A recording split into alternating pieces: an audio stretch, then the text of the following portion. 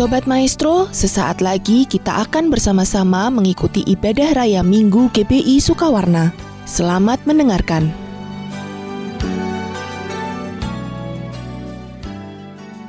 Tuhan, terima kasih buat hari ini. Kalau kami masih bisa beribadah secara online, dan kami percaya kami masih bisa merasakan hadirat Tuhan hari ini, Tuhan. Dimanapun kami berada, dimanapun kami beribadah, kami percaya kami bisa merasakan hadirat Tuhan. Terima kasih Tuhan, terima kasih. Kami juga berdoa Tuhan buat setiap jemaat-jemaat-Mu, untuk setiap anak-anak-Mu Tuhan yang ada di GBI Sukawarna. Kami percaya Engkau akan memperhatikan setiap kami dengan berkat yang baru setiap hari. Dan kami juga akan merasakan penjagaan-Mu, penyertaan-Mu yang sempurna buat setiap kehidupan kami, Tuhan. Terima kasih Tuhan, terima kasih. Kami juga berdoa Tuhan untuk setiap pemimpin di gereja kami, untuk gembala kami, Tuhan. Dan kami percaya Kau berkati Pak Niko, Kau berkati beserta dengan 3 wakil yang ada di Bandung. Kami percaya Tuhan, Engkau akan memberikan pewahyuan yang baru. Engkau akan memberikan hikmat yang baru buat setiap para pemimpin-Mu di GBI Sukawarna ini, Tuhan. Terima kasih Tuhan, terima kasih. Kami berdoa juga Tuhan untuk bangsa kami. Kami percaya Kau berkati Pak Presiden kami, Pak Jokowi bersama dengan wakilnya Pak Maruf Amin. Dan kami percaya bangsa kami akan mendapatkan damai sejahtera Tuhan penuh dan sepenuhnya, Tuhan. Terima kasih juga Tuhan, kami percaya juga bangsa kami akan pulih dari COVID-19 dan resesi ekonomi global, Tuhan. Terima kasih Tuhan, terima kasih. Dan sebentar kami mau mendengarkan isi hati-Mu, Tuhan. Dan kami mau siapkan hati kami biar akan jadi ladang, jadi tempat bertumbuh dan berbuah yang baik buat kehidupan kami, Tuhan. Terima kasih Tuhan, terima kasih. Kami sudah berdoa di dalam nama Tuhan Yesus, kami berdoa. Amin.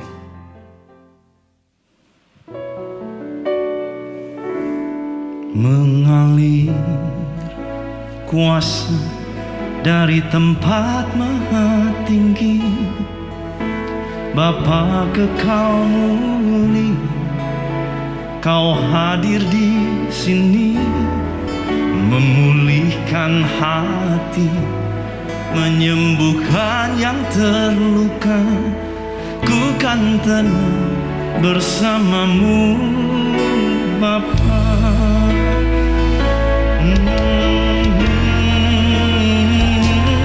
Mengalir kuasa dari tempat maha tinggi, Bapa kekal mulia, Kau hadir di sini, memulihkan hati, menyembuhkan yang terluka.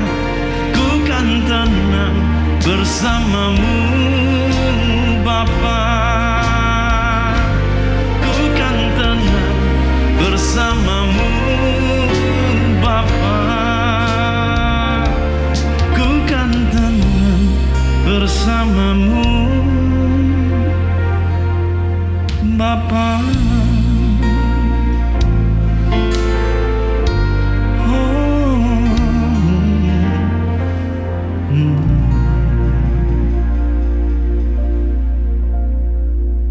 Shalom semua jemaat yang dikasihi oleh Tuhan, jemaat GBI Sukawarna yang saya kasihi, yang saya hormati, yang saya banggakan. Satu sukacita kalau saya boleh melayani saudara lagi dalam ibadah online kali ini. Dan hari ini kita akan membahas satu topik firman Tuhan yang saya beri judul adalah The Dark Side. Sisi gelap dalam kehidupan manusia. Nah, apa maksudnya? Sadar ataupun tidak sadar, setiap kita pasti punya yang namanya sisi gelap. Atau mungkin kata lain yang mungkin kita bisa lebih pahami adalah mungkin kita pernah merasa bahwa kita punya monster yang lagi tertidur di dalam diri kita. Dan rasanya kita berusaha untuk menyuntik monster kita itu dengan obat tidur. Kalau bisa dia jangan bangun. Sebab kita ragu, kita takut. Kalau sampai si monster itu bangun di dalam diri kita, kita tidak dapat mengatasinya. Kita tidak dapat menghandle-nya. Tetapi hari ini kita akan belajar bagaimana firman Tuhan akan mengajar kita untuk kita dapat mengatasi monster dalam kehidupan kita. Mengatasi sisi gelap di dalam kehidupan kita. Sehingga yang gelap itu diterangi oleh cahaya kemuliaan Kristus. Dan Kristus menjadi nampak dalam kehidupan Anda dan saya. Satu kisah dalam Kejadian pasal 27 ayat 41, saudara. Esau menaruh dendam kepada Yakub karena berkat berkat yang telah diberikan oleh ayahnya kepadanya. Lalu ia berkata kepada dirinya sendiri. Gak ada yang tahu saudara waktu Esau bilang ini. Dia ngomong sama dirinya sendiri. Hari-hari berkabung karena kematian ayahku. Gak akan lama lagi. Pada waktu itulah Yakub adikku akan kubunuh. Saudara, kisah ini kenapa bisa terjadi? Jadi waktu itu kita tahu kisahnya di mana Esau menjual hak kesulungannya dengan semangkuk kacang merah.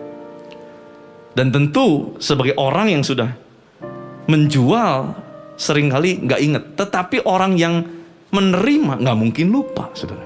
Yakub pasti ingat. Satu kali keluarga ini tahu, ya, khususnya mamahnya Esau, mamahnya Yakub, dia dengar bahwa hari itu Ishak ayahnya akan memberikan berkat kesulungan, mendoakan, melepaskan berkat buat anak sulungnya itu, Esau.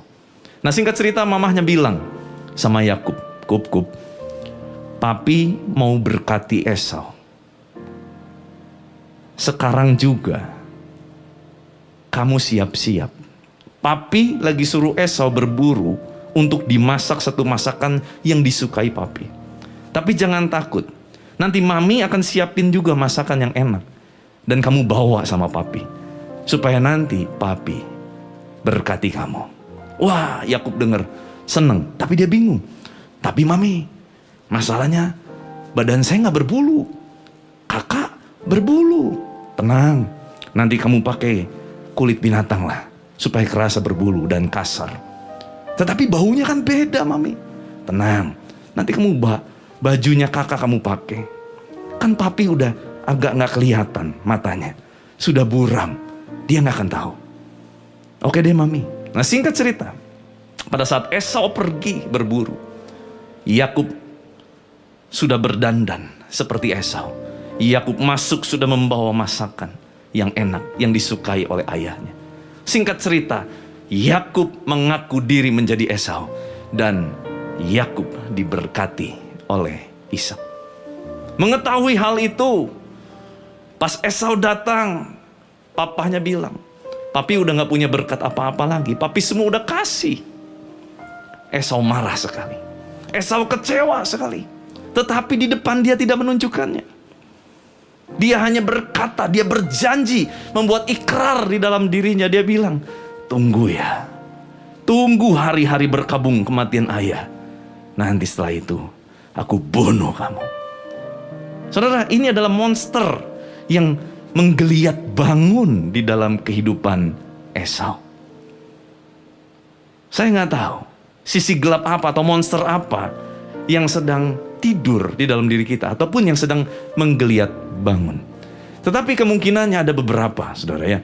Mungkin monstermu atau sisi gelapmu adalah masa lalu yang engkau sembunyikan rapat-rapat.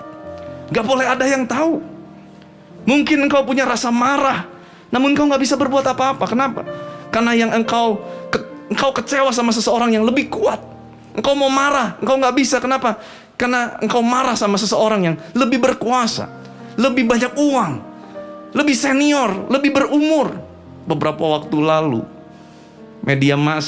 media sosial mengejutkan kita dengan sebuah kejadian di luar negeri. Seorang anak membunuh papa dan mamanya di usia masih SMA. Begitu diwawancara, kenapa kamu bunuh papa mama kamu? Ya, saya tertekan. Dari kecil saya disuruh untuk terus menjadi siswa yang terbaik. Sekarang saya udah dewasa.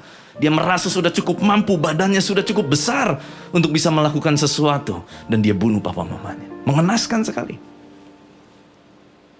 Marah, namun sekarang mungkin kita gak bisa berbuat apa-apa.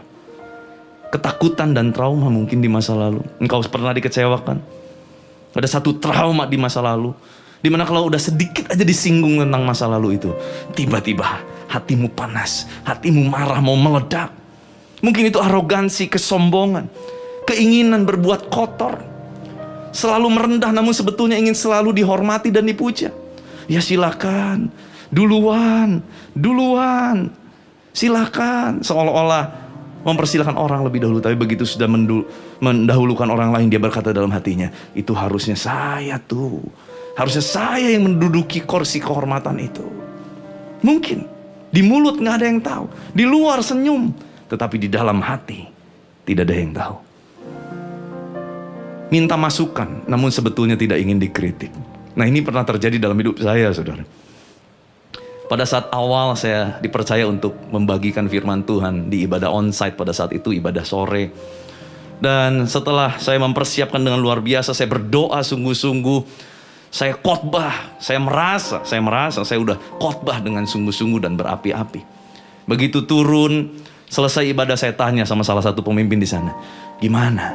Saya minta masukan dong untuk saya lebih baik. Di mulut saya minta masukan, tetapi dia berkata begini, di luar ekspektasi saya. Wah, khotbah kamu kurang spirit. Aduh, di hati rasa, saya nih udah berdoa loh sungguh-sungguh. Masa kurang spirit?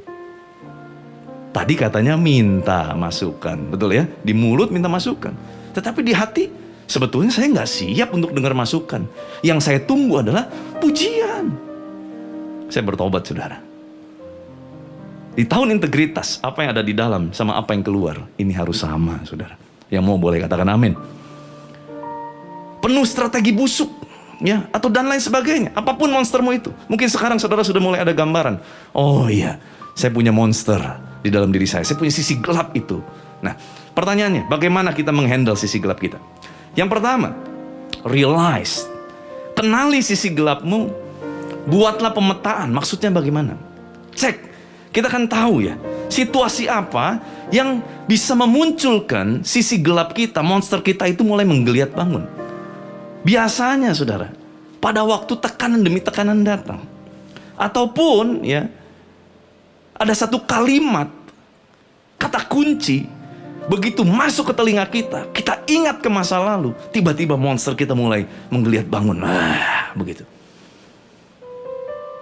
Lakukan pemetaan itu. Setelah kita tahu, kita sudah lakukan pemetaan, kapan dia muncul, situasi apa yang menyebabkan dia mulai muncul.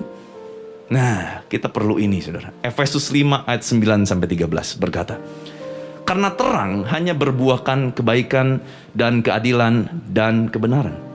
Dan ujilah apa yang berkenan kepada Tuhan. Janganlah turut mengambil bagian dalam perbuatan-perbuatan kegelapan yang tidak berbuahkan apa-apa. Tetapi sebaliknya, perhatikan kalimat ini. Telanjangilah perbuatan-perbuatan itu. Sebab menyebutkan saja pun apa yang dibuat oleh mereka di tempat-tempat yang tersembunyi telah memalukan. Tetapi segala sesuatu yang sudah ditelanjangi, muncul 2 kali kata ditelanjangi, oleh terang itu menjadi nampak. Sebab semua yang nampak adalah terang. Saudara, kalau firman Tuhan sudah mengulang kata yang sama lebih dari 1 kali, mari beri perhatian khusus. Saudara, kata telanjangi dalam bahasa Yunani elenko artinya adalah diakui. Tetapi diakui di sini artinya bukan diumbar. Tahu nggak setiap orang yang kenal, setiap orang ketemu, tahu nggak saya begini? Bukan. Diakui artinya kita datang sama Tuhan dan mengatakan, Tuhan, ya betul, saya nggak mau berpura-pura di hadapan Tuhan. Saya memang punya sisi gelap.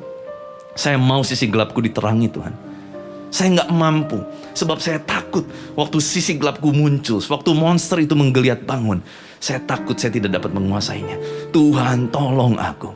Bukankah dia penasehat ajaib? Maka waktu kita datang, kita minta nasihat, kita minta kekuatan, Tuhan pasti akan berikan. Amin. Akui di hadapan Tuhan. Nah, selanjutnya apa? Kita perlu miliki mentor-mentor rohani yang dewasa rohani, yang dapat dipercaya. Waktu kita sharing, kita punya kelemahan, kita punya ketakutan, dia dapat memberikan kita bagaimana kita harus melangkah. Dan juga kita gak bisa sendirian. Kita butuh partner doa. Cari partner doa yang saling mendoakan, yang membuat kita semakin kuat. Sehingga apa? Sehingga monster itu tidak akan pernah bangun lagi. Kenapa? Karena kita dapat mengatasinya, menguasainya. Nah, poin yang kedua, bagaimana kita dapat menghandle sisi gelap kita? Wake up, bangun. Jangan terus beri makanan bagi sisi gelap kita itu. Bangun dari tidur kita, bangkit dari keadaan kita. Hadapi monster dalam dirimu. Efesus 5 ayat 14 bilang gini, itulah sebabnya dikatakan, bangunlah hai kamu yang tidur, bangkitlah dari antara orang mati, dan Kristus akan bercahaya atas kamu. Berarti ini ditujukan firman Tuhan kepada orang percaya Yesus.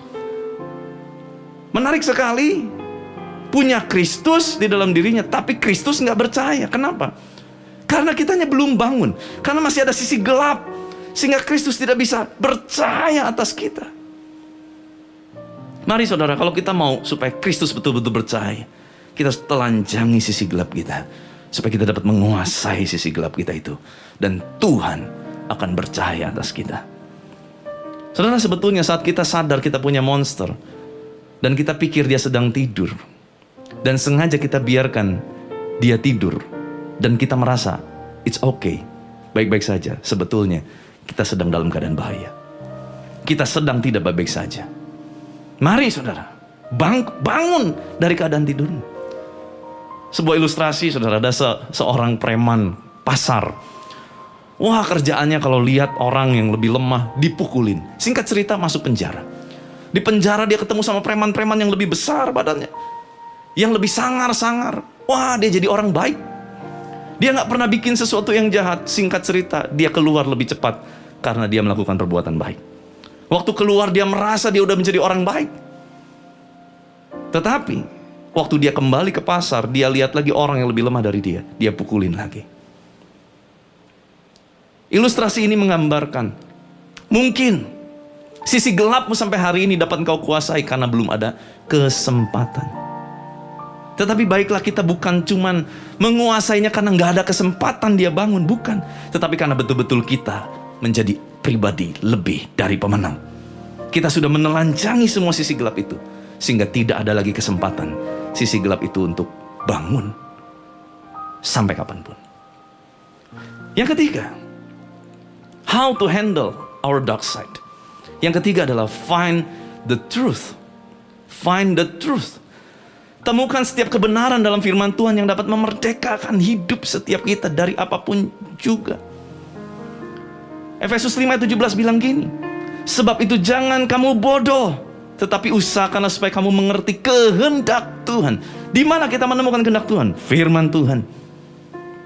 Yohanes 8:31-32, terjemahan ESV berkata, so Jesus said to the Jews who had believed him, if you abide in my word, you are truly my disciples, and you will know the truth, and the truth will set you free.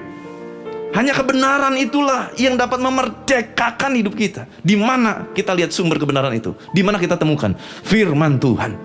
Baca firman, renungkan itu, dengarkan itu, gak ada lagi alasan.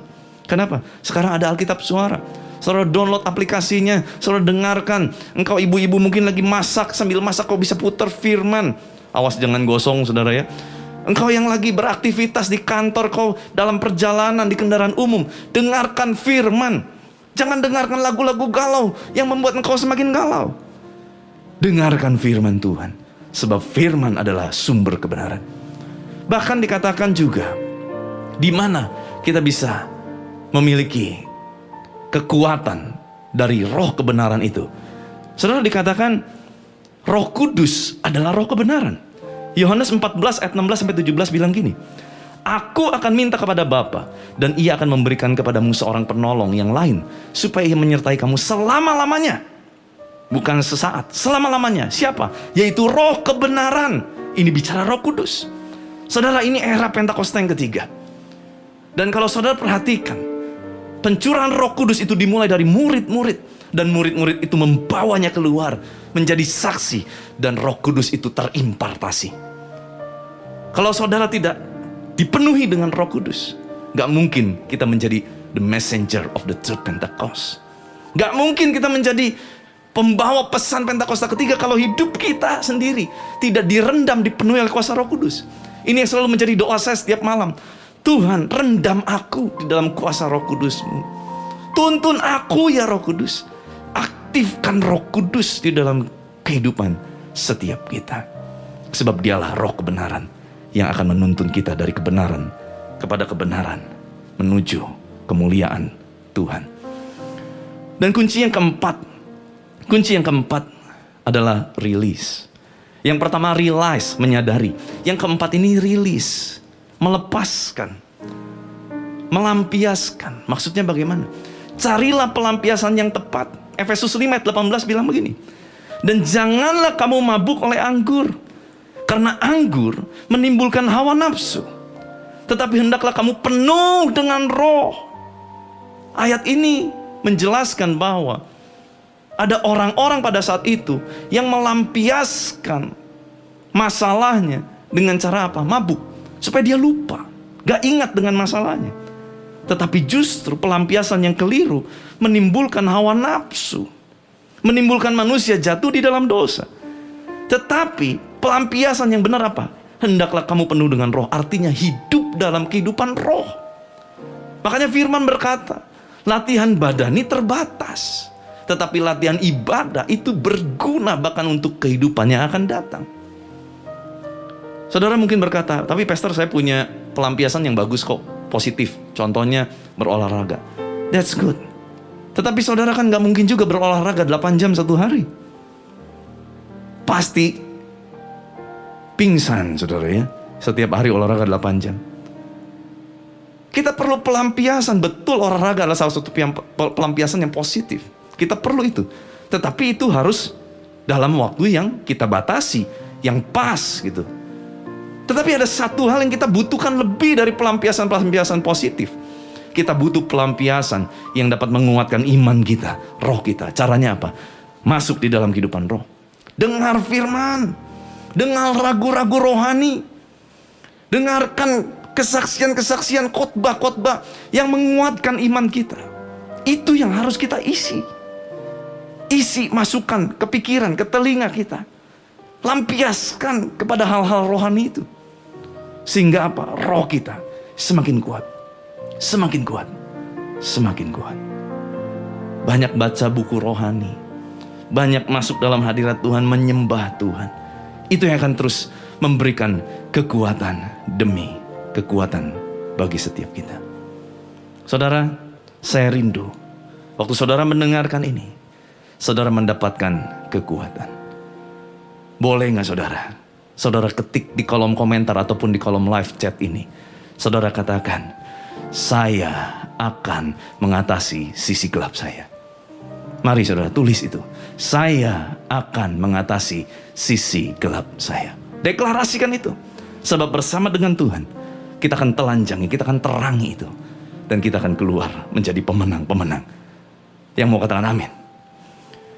Mari kita angkat pujian yang tadi. Dan biarlah ini menjadi nyanyian iman kita.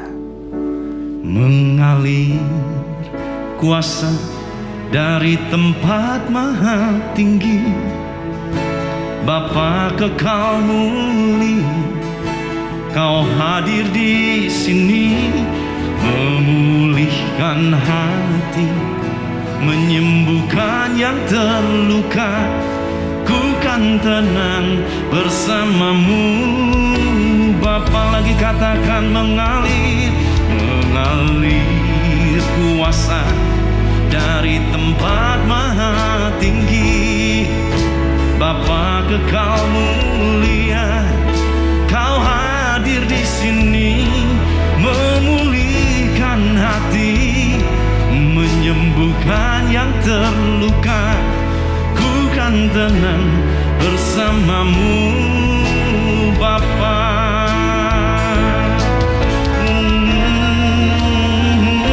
Mengalir kuasa dari tempat maha tinggi, amin. Bapa kekal mulia, Kau hadir di sini, memulihkan hati, menyembuhkan yang terluka. Ku kan tenang bersamamu, Bapa. Sekali lagi terakhir katakan, mengalir kuasa dari tempat maha tinggi.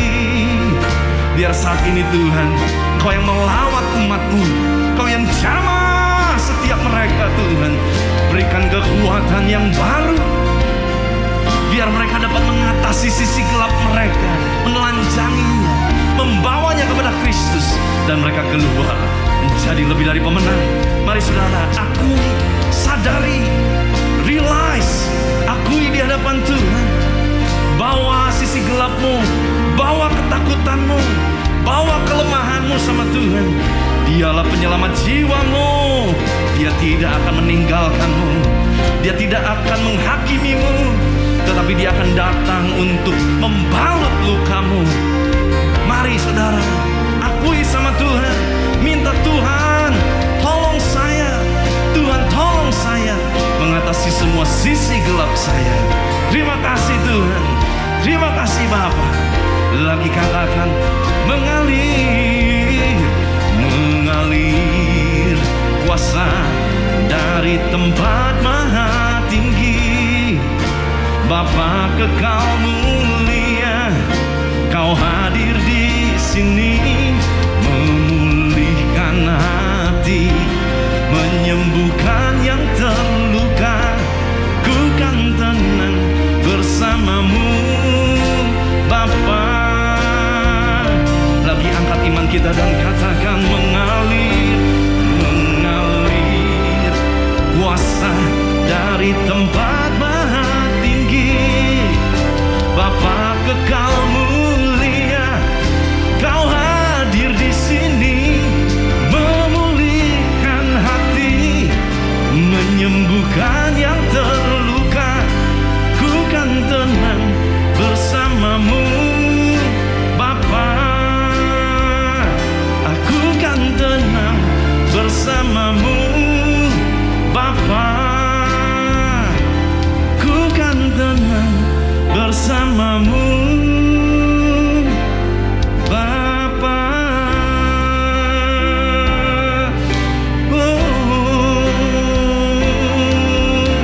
Amin. Hamba-Mu selesai menyampaikan firman-Mu, tetapi Engkau yang belum selesai. Kau akan terus memberikan pertumbuhan rohani hari lepas hari untuk setiap umat-Mu. Meteraikan dengan firman-Mu. Berikan mereka kekuatan, berikan mereka kemampuan melalui setiap masa-masa sulit, masa-masa pandemi ini. Dan tetap Tuhan, Tuhanlah yang menjadi sandaran kehidupan setiap kami. Terima kasih Bapa. Biar kuasa kehidupan Kristus, kuasa kebangkitan Kristus yang mengalir memerintah atas kami, di dalam nama Tuhan Yesus Kristus. Sama-sama kita katakan, amin. Angkat tangan saudara. Terimalah berkat Tuhan. Kasih karunia yang berlimpah-limpah daripada Allah Bapa dalam Anak yang tunggal Yesus Kristus.